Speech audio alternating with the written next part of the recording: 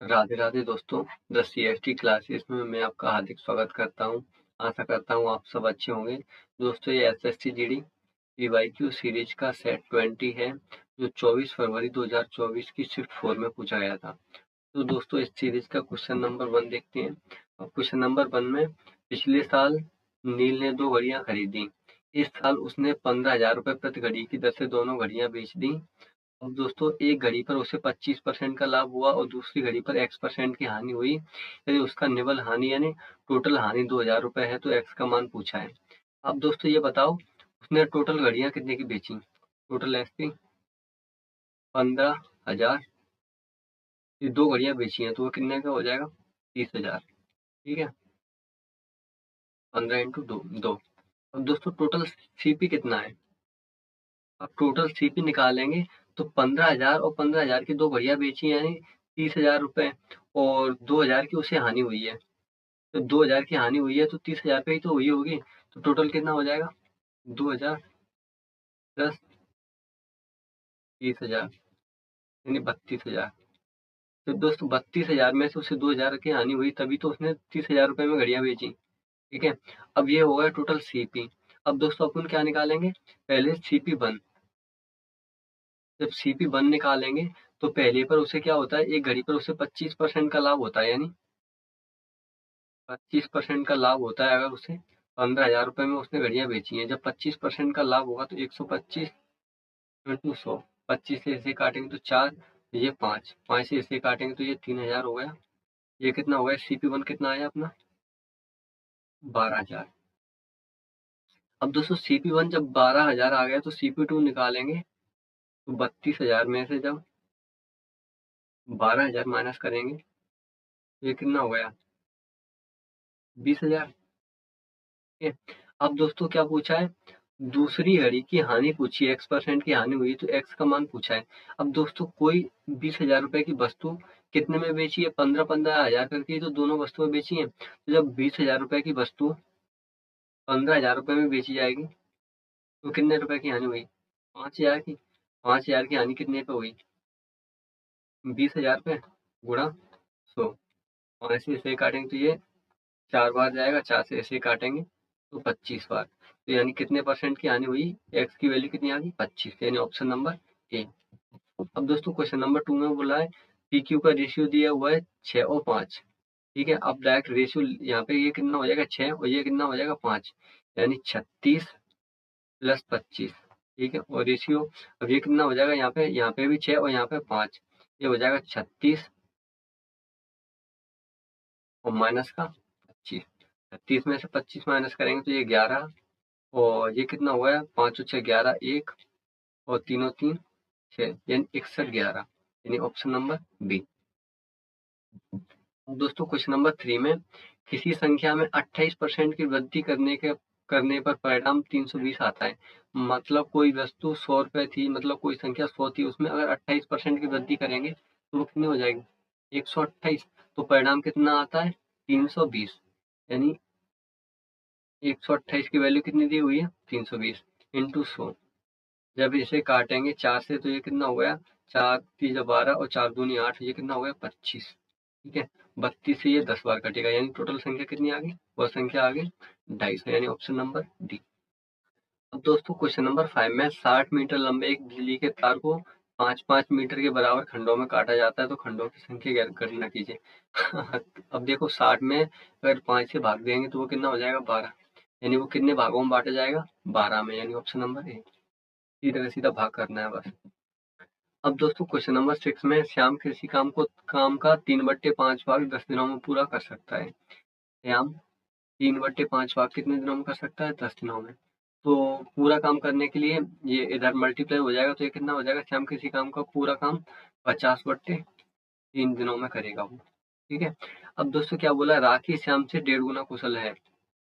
राखी और श्याम, ठीक है, जब इनका रेशियो लिखेंगे तो राखी श्याम से 1.5 गुना कुशल है, यानी राखी हो गई 1.5 गुना, तो ये कटेगा तो यहाँ पे कितना आ जाएगा 10। जब इसे काटेंगे तो ये कितना हो गया 3 और 2। ठीक है, ये इनके आगे वर्क है एफिशिएंसी। अब दोस्तों टोटल काम निकालेंगे तो पहले टोटल काम निकालेंगे, तो टोटल काम श्याम का कितना 50/3 दिनों में करा था, उसकी एफिशिएंसी 2 है, तो ये कितने आ गया 50/3 गुणा 2, यानी टोटल काम कितना आया, टोटल वर्क 100/3। अब दोस्तों क्या बोला, राखी अकेले उस काम को कितने दिनों में पूरा करेगी, यानी राखी की एफिशिएंसी कितनी है 3 इंटू 3, अब ये कितना हो जाएगा 100/9, यानी ऑप्शन नंबर ए। अब दोस्तों क्वेश्चन नंबर 7 में सिंप्लीफिकेशन का सवाल है, तो 25 गुणा 4 ये 100, और माइनस के ये इधर पहले भाग होगा, तो ये कितना हो जाएगा 2 गुणा 7 प्लस 12, 7 और 2 14, ये माइनस का 14 और ये प्लस का 12, तो ये कितना आएगा माइनस का 2, 100 में से -2 करेंगे तो ये कितना आएगा 98, यानी ऑप्शन नंबर डी। अब दोस्तों क्वेश्चन नंबर 8 में एक मेज 8500 रुपए में खरीदी जाती है, सीपी कितना है 8500, और 8000 रुपए में बेची जाती है, एसपी 8000 रुपए, तो क्या बोला है, हानि प्रतिशत कितना हो। अब दोस्तों जब हानि निकालेंगे तो हानि कितने रुपए की हानि हो रही है 500 रुपए की, कितने पे हो रही है 8500 पे, गुणा 100, 2 जीरो से 2 जीरो है, 5 से ऐसे काटेंगे तो ये कितनी बार जाएगा 17। अब 17 का जब 100 में भाग देंगे तो पहले कितनी बार जाएगा, 17 का 5 बार करते हैं तो 85, यानी 5 दशमलव, अब कितना बचा फिर से 15, अब 17 8 136, इन 5.8 करके जाएगा, यानी ऑप्शन नंबर डी है। अब दोस्तों क्वेश्चन नंबर 9 में एक शर्ट का अंकित मूल्य उसके क्रय मूल्य का 2 गुना है, यानी सीपी और एमपी, क्या बोला है, एक शर्ट का अंकित मूल्य उसके क्रय मूल्य का 2 गुना है, यानी मान लेते हैं उसका सीपी था 100 रुपए, तो मार्क प्राइस कितना दिया हुआ है 200 रुपए। अब क्या बोला है दोस्तों, 20% का लाभ प्राप्त करने के लिए छूट प्रतिशत कितना होगा। अब दोस्तों 100 रुपए की कोई वस्तु है और उस पे अगर 20% का लाभ प्राप्त करना है, 100 पे अगर 20% का लाभ प्राप्त करेंगे तो वो वस्तु कितने में बेची जाएगी, यानी एसपी कितना हो जाएगा 120। ठीक है, तो क्या पूछा है, तो लाभ प्राप्त करने के लिए छूट प्रतिशत कितना होगा। अब दोस्तों 200 रुपए की कोई वस्तु जिस पे 200 रुपए मार्क प्राइस था, यानी अंकित मूल्य 200 रुपए था, वो 120 रुपए में बेची जा रही है, तो कितने रुपए की छूट दी जा रही है, कितने परसेंट की छूट दी जा रही है, तो परसेंट छूट निकालेंगे तो कितने की छूट दी जा रही है 80 की, कितने पे दी जा रही है 200 पे, गुणा 100, एक जीरो से एक जीरो, एक जीरो से एक जीरो गया, 2 से ऐसे काटेंगे तो 5, यानी 8 का 5 में करेंगे तो 40%, यानी ऑप्शन नंबर डी। दोस्तों क्वेश्चन नंबर 10 में एक घनाकार कमरे में रखी जाने वाली सबसे लंबी छड़ की लंबाई 8√3 सेंटीमीटर है, तो घन का आयतन कितना होगा। अब दोस्तों घनाकार कमरे में सबसे लंबी रखी जाने वाली लंबी छड़ की बात की जा रही है, सबसे लंबी रखी जा सकने वाली सबसे लंबी छड़, तो वो क्या हो सकती है घनाकार कमरे की, विकर्ण तो हो सकता है, तो विकर्ण कितना दिया हुआ है, विकर्ण तो सबसे लंबी भुजा होती है, तो विकर्ण कितना दिया हुआ है 8√3। अब दोस्तों विकर्ण क्या होता है, विकर्ण होता है भुजा का √3 गुना बराबर ये विकर्ण, तो विकर्ण कितना दिया हुआ है 8√3, अब √3 से √3 कट गया तो भुजा कितनी आ गई 8, भुजा आ गई अपनी 8। अब क्या निकालना आयतन, यानी इसका क्यूब करेंगे, जब 8 का क्यूब करेंगे तो 8 का क्यूब कितना होता है 512, तो सेंटीमीटर क्यूब हो जाएगा, तो यानी ऑप्शन नंबर ए। दोस्तों क्वेश्चन नंबर 11 में बोला है 17,000 रुपए को 22% की वार्षिक दर पर एक वर्ष के लिए चक्रवृद्धि ब्याज वार्षिक रूप से संयोजित रेट पर दिया जाता है, तो एक क्वेश्चन तो ये हो गया।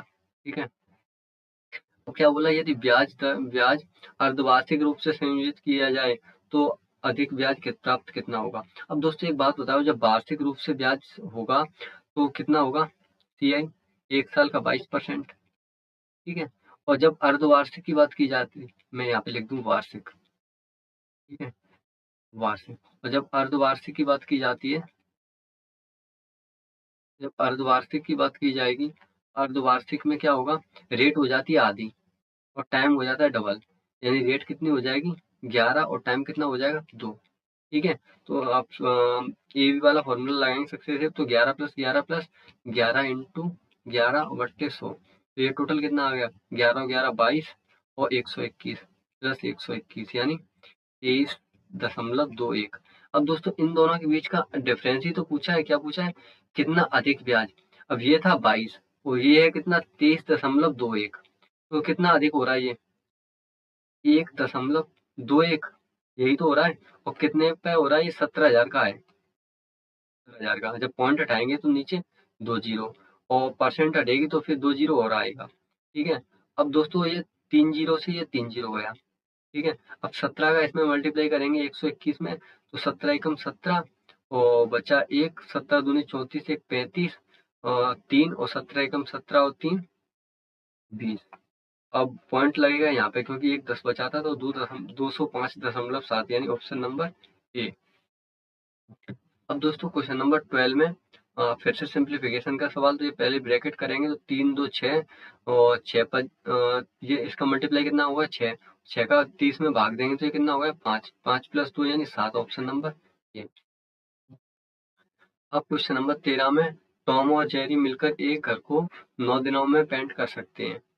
यानी टॉम और जेरी एक घर को कितने दिनों में पेंट कर सकते हैं? 9 दिनों में। तो यदि टॉम अकेले उसी घर को 15 दिनों में पेंट कर सकता है, टॉम अकेला 15 दिनों में पेंट कर सकता है, तो जेरी अकेले उस घर को पेंट करने में कितना समय लगेगा जेरी को? अब दोस्तों पहले टोटल काम निकालेंगे तो टोटल काम कितना आएगा?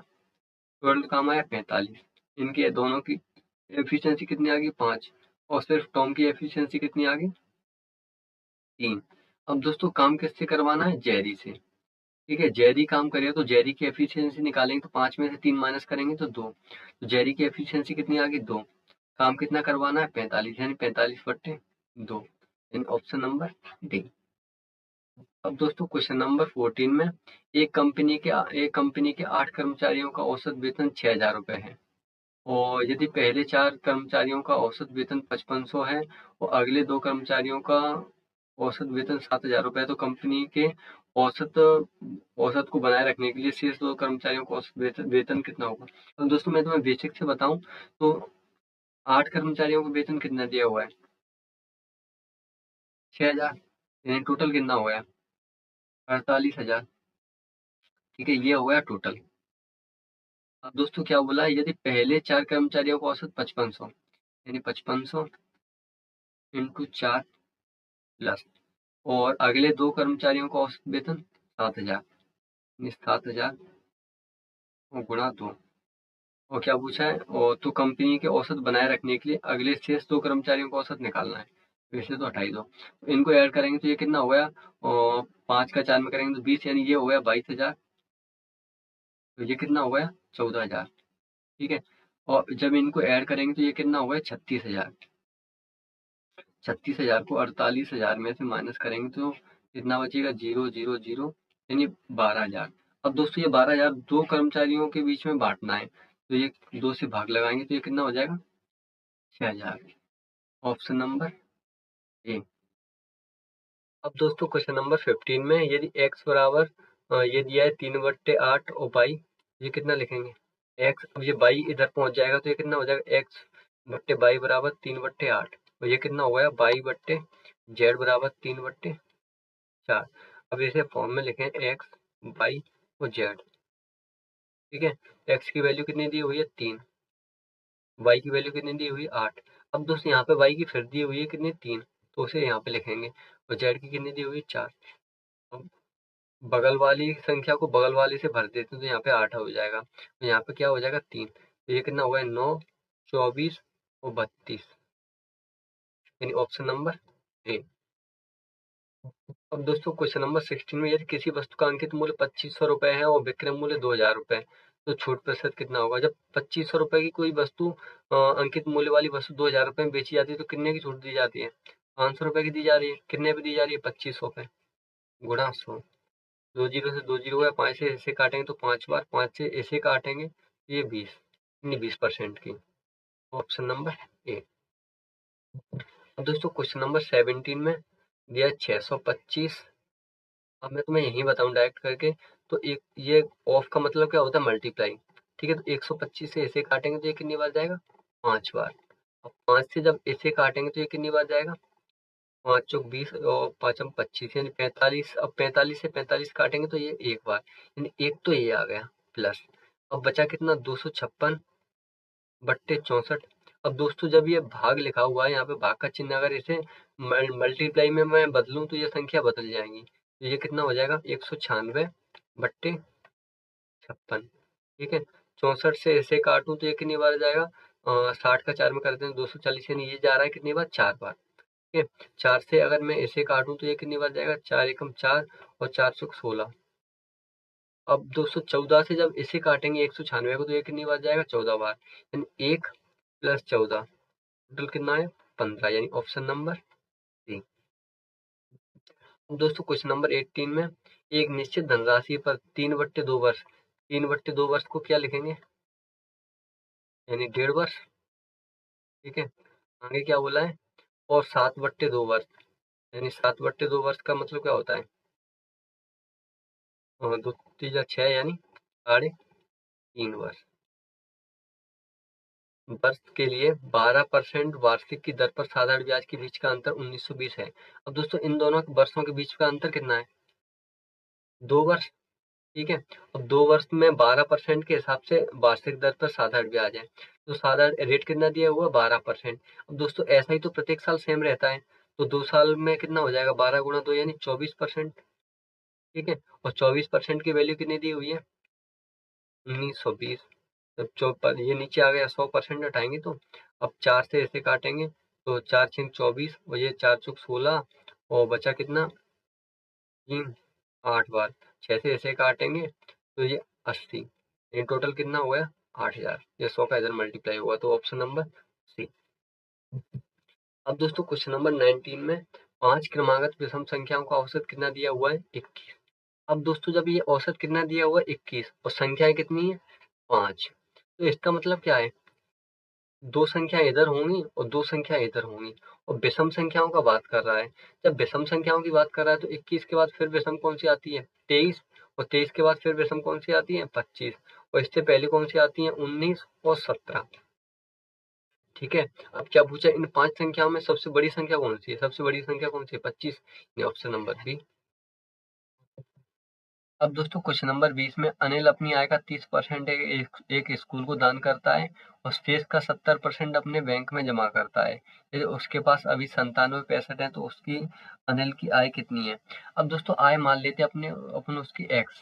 ठीक है, एक्स में से 30% वो स्कूल को दान करता है, तो 30% को क्या लिखते हैं, 3/10, यानी 10 में से अगर 3 उसने स्कूल को दान कर दी तो उसके पास कितनी बची, 7/10।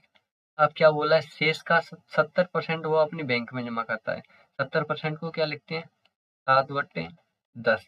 जब 10 में से उसने 7 बैंक में जमा कर दिया तो उसके पास कितना बचा, 3/10, बराबर उसके पास कितना बचा अभी, 97 65।